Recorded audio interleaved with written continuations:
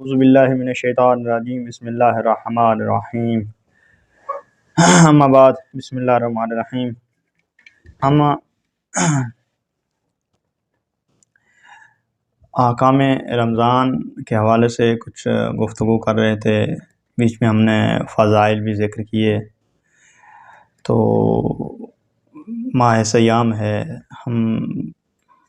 خواہش کر رہے ہیں کہ ماہ سیام میں ہم مکمل جو ہے احکام سیام یعنی روزے کے مکمل احکام اور ماہ جو ہے رمضان المبارک میں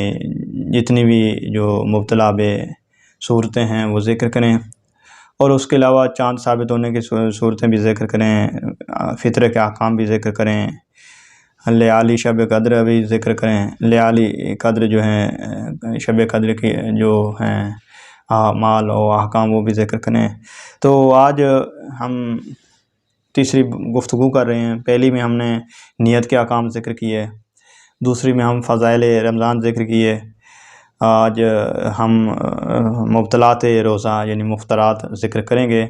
اور انشاءاللہ نیکسٹ جو درس ہوگا اس میں ہم انشاءاللہ تعالی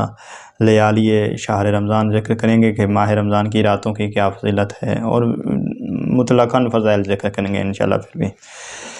اچھا، مفطرات یعنی روزہ جن چیزوں سے باطل ہوتا ہے، جو چیزیں ہمارے ہاں معاشرے میں کافی ساری چیزیں ذکر کی جاتی ہیں جو بعض اوقات مکروہ ثابت ہوتی ہیں، بعض اوقات ان سے بچنا ضروری ہوتا ہے، بعض اوقات اتنی ضرورت نہیں ہوتی، مختلف یعنی چیزیں پیش ہوتی ہیں معاشرے میں، لوگوں تک پہنچتی ہیں۔ تو میں چاہ رہا ہوں کہ آج ہم ایسے احکام ذکر کریں کہ جن میں کیا واقعاً وہ مبطلات روزہ شامل ہوتی ہیں یا نہیں ہوتی مبطلات روزہ کو، جیسا کہ تیل لگانا، آنکھ میں سرما ڈالنا، ناک میں دوائی ڈالنا،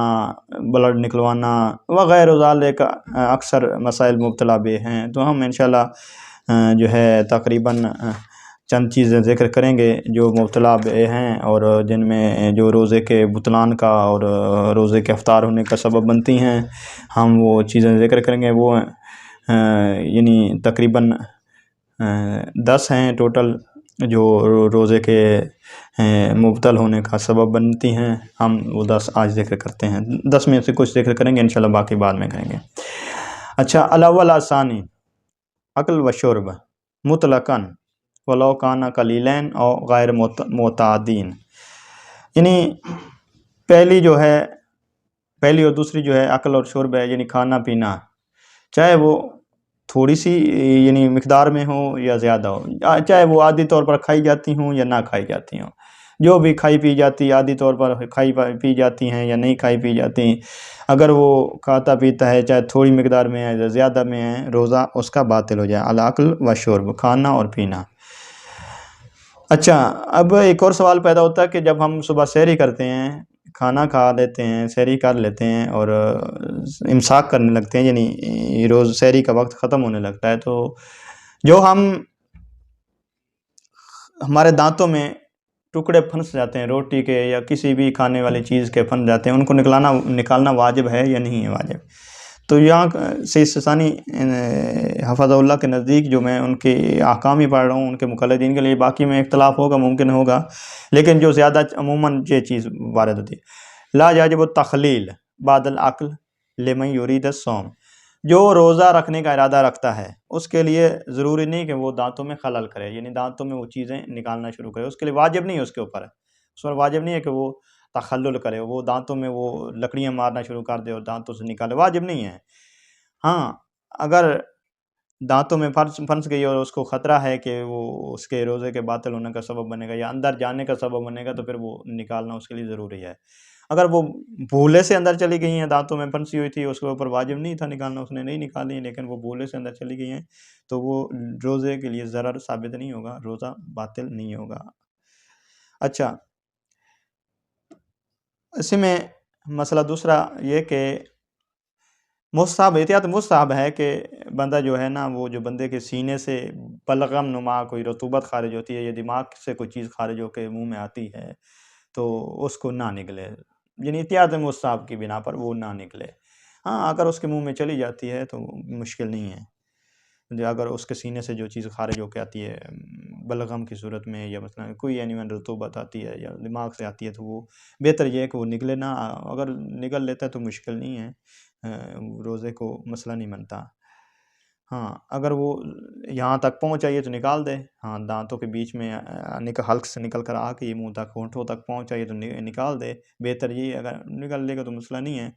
ہاں اگر یہاں تک نہیں پہنچی، یعنی منہ کی فضا تک نہیں آئی، تو پھر نکلتا تو پھر مشکل ہی نہیں ہے. فلا اشکال فی ہے، اس میں کوئی اشکال نہیں ہے. اچھا تھوک نکلنا، اس کا بھی کوئی حرج نہیں ہے. تھوک نکلتے رہیں، کوئی اگرچہ کم ہے یا زیادہ ہے کوئی اختیار نہیں. اگرچہ اختیاری طور پر ہے یا غیر اختیاری طور پر ہے، کوئی مسئلہ نہیں ہے، نکل سکتے ہیں. اچھا یعنی پیٹ میں کوئی ایسی چیز لے جاتا ہے اور جو مثلا عقل اور شرب شمار ہوتی ہے، اور اس میں یہ ہوتا ہے کہ وہ حلق کے ذریعے نہیں ہوتی، حلق سے یعنی اس ذریعے سے ہٹ کر ہوتی ہے، تو اس کا بھی کوئی حرج نہیں ہے. غیر حکنا تو الگ چیز ہے، مائع چیز کے ذریعے ساتھ حکنا کرنا روزہ باطل ہوتا ہے، مائع چیز سے وہ الگ ہے.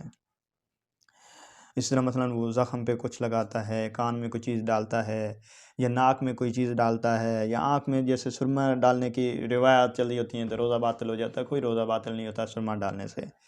تو یہ روزہ باطل نہیں ہوتا. اچھا اس کے بعد ہم تیسری چیز ذکر کرتے ہیں،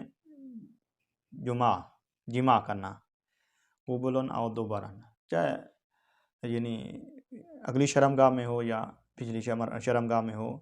جمع کرنے سے روزہ باطل ہو جاتا ہے. فاعلاً و مفعولاً، چاہے وہ جمع کرنے والا، ہم بستری کرنے والا، جو ہے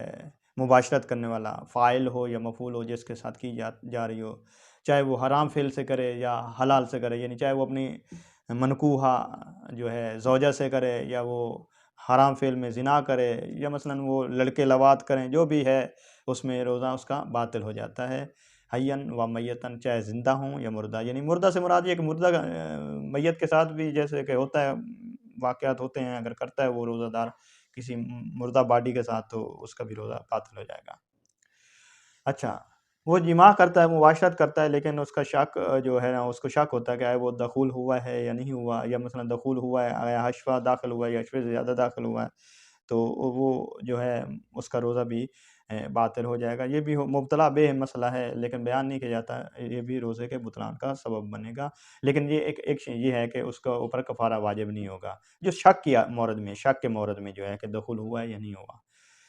اچھا ولا یبطل الصوم اذا قصد التفقید، یعنی اگر وہ لذت کی نیت سے کر رہا ہے تو وہ صوم کے روزے کے باطل ہونے کا سبب نہیں بنے گا. اچھا اب جو مسئلہ جو مین ہے وہ ذکر کر کے آگے چوتھی چیز کی طرف جاتے ہیں.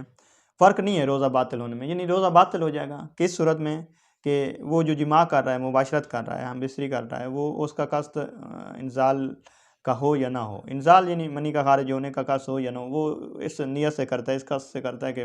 منی خارج نہیں ہونے دوں گا، تو وہ جماع کر بیٹھتا تو پھر بھی اس کا روزہ باطل ہو جائے گا، چاہے منی خارج ہو یا نہ ہو. ہر دو صورت میں جماع کرنے سے دخول ہونے کے بعد اس کا روزہ باطل ہو جائے گا، چاہے فاعل ہے یا مفعول ہے. مفعول بہ یعنی جس کے اوپر وہ صورت واقع ہوتی ہے، جو واقع ہوتا ہے. یہ تین چیزیں، یعنی پہلی عقل اور شرب، پہلی عقل، دوسری شرب، اور تیسری جماع. اور چوتھی ہے الکذب علی اللہ تعالی وعلی رسولہ وعلی الائمہ علیہ الصلاۃ والسلام، یعنی اللہ تعالیٰ پر جھوٹ باندھنا، اللہ کے رسول پر جھوٹ باندھنا، اور ائمہ علیہ الصلاۃ والسلام پر جھوٹ باندھنا. الحبت وجوباً، احتیاط واجب کی بنا پر روزہ باطل ہو جاتا ہے. بلکہ اس کے ساتھ باقی انبیاء علیہ الصلاۃ والسلام اور اوصیاء علیہ الصلاۃ والسلام کو بھی شامل کر لینا چاہیے. اگر باقی انبیاء علیہ الصلاۃ والسلام یعنی رسول خدا کے علاوہ یا باقی جو وسیع خدا ہیں ان کے اوپر کذب باندھنا، جھوٹ باندھنا یا جھوٹ بولنا، وہ بھی روزے کے بطلان کا سبب بنتا ہے. اچھا جھوٹ چاہے دینی ہو یا دنیاوی، کوئی بھی جھوٹ ہو، روزہ باطل ہو جائے گا. ہاں یہاں ایک صورت ہوتی ہے کہ اگر وہ قصد اس کا صدق، سچ بولنے کا اس کا قصد تھا، ارادہ تھا کہ میں سچ بول رہا ہوں، لیکن بعد میں کذب وارد ہوتا ہے. پہلے وہ جب بات کر رہا ہے کسی نبی پر یا کسی امام پر یا اللہ کی ذات پر وہ بات کر رہا ہے، تو اس کو معلوم ہے کہ یہ سچی بات ہے، لیکن بعد میں اس کا کسب وارد ہوتا ہے، بعد میں ظاہر ہوتا ہے، بولنے کے بعد اس کو ثابت ہوتا ہے کہ یہ تو ظاہر ہو جاتا ہے کہ یہ تو جھوٹ تھا، تو وہ روزہ باطل نہیں ہوگا۔ پہلے بیچارے آدمی کو نہیں معلوم تھا تو اس لیے وہ روزہ باطل نہیں ہے بلکہ روزہ ٹھیک ہے۔ ہاں اگر پہلے وہ قصد کرتا ہے جھوٹ کا اور بعد میں سچ ثابت ہوتا ہے تو وہ روزہ باطل ہو جائے گا، کیونکہ وہ قصد بھی جھوٹ کا کر رہا تھا۔ اچھا، خامس انشاءاللہ رمس و تمام راس فی الماء علی المشہور بین الفقہا، جو پانی جو ہے نا وہ پانی میں سر ڈبونا، غوطہ لگانا، عند سید السیستانی کراہت ہے، شدید کراہت ہے، لیکن نہا سکتے ہیں، جیسے ڈبکی لگانا، غوطہ لگانا،